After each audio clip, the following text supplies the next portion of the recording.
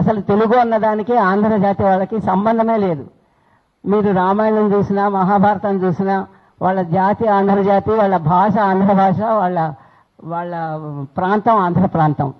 నన్నయ్య తిక్కన ఎర్రాపరగడం చూసినా కూడా మేము ఆంధ్రం బొనరించి అన్నారు వాళ్ళు. మేము ఆంధ్రంలోకి ట్రాన్స్లేట్ చేసామన్నారు వాళ్ళు. ఎవరు మేము తెలుగులో ట్రాన్స్లేట్ చేసామని అనలేదు. ఇక్కడ పాల్కురికి సోమనాథుడు తన ఇది రాసినప్పుడు కూడా బసవ పురాణం ఆయన ఏమి వేడుకున్నాడంటే, ఆంధ్రులవన్నీ అందరూ చదువుతున్నారు, నేనేమో జాన తెలుగులో రాశాను, ఇది భాష కాదని మీరు రిజెక్ట్ చేయకండి, చదివి చూడండి, అన్ని రకాలుగా గ్రామర్ అదంతా ఫాలో అవుతూ నేను రాశాను, నాది ఆదరించండి అని ఆయన నేను తెలుగులో రాశానని చెప్పుకున్నాడు.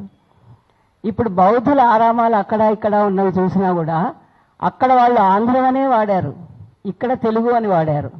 ఎవరు వాడాలి, ఎవరు ఆ భాషను తెలుగు అని అనలేదు. ఈ మోసం ఎప్పుడు మొదలైందంటే 53లో వాళ్ళకి రాష్ట్రం వచ్చి 2.5 ఏళ్లలో చతికిలబడ్డారు. ఏమీ వాళ్ళు అసలు చూసుకోకుండా 12.5 కోట్లు అప్పు చేశారు కేంద్రం దగ్గర. కేంద్రం ఇంకా చేతులు ఎత్తేసింది, మేము ఇవ్వలేము మీకు, మీ ఇష్టం వచ్చింది చెయ్యండి అని.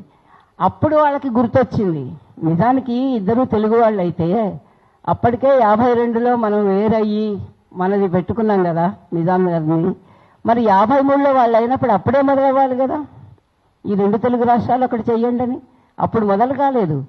54లో మళ్ళీ ఎస్ఆర్సీ అది వేస్తారు అన్నప్పుడు వాళ్ళకి ఆర్థికంగా చతికిలు పడిపోయి అప్పులు చేసి ఆ ప్రాంతం గురించి ఇప్పుడు వాళ్ళే కాదు, అప్పుడు నాయకులు కూడా ఎవ్వరూ ఆంధ్ర ప్రాంతంలో లేరు, వాళ్ళంతా మెడ్రాస్లో ఉన్నారు. సంజీవ్ రెడ్డి బెదిరించాడు నెహ్రూని, ఏమని, నువ్వు కర్నూలు రాజధాని చేయకపోతే నేను మెడ్రాస్ నుంచే పాలిస్తాను అని.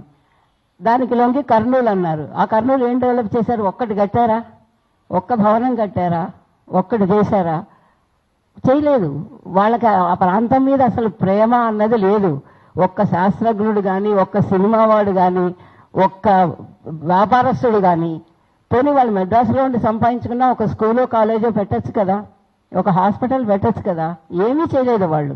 ఆ 3 ఏళ్ళు ఊరికే కూర్చుని తర్వాత ఇక్కడ యాక్చువల్లీ ఇంకా విచిత్రం ఏంటంటే, వాళ్ళు ఫస్ట్ సభ చేసుకుంటూ కర్నూలులో మొట్టమొదటి సభ చేసుకుంటూ సంజీవ్ రెడ్డి ఏమన్నాడంటే, ఏది బెదిరించిన ఆయన, కర్నూలే కావాలని బెదిరించిన ఆయన ఏమన్నాడంటే, అందరూ చాలా ఉత్సాహంగా ఉన్నారు హైదరాబాద్ వెళ్ళిపోవడానికి అన్నాడు.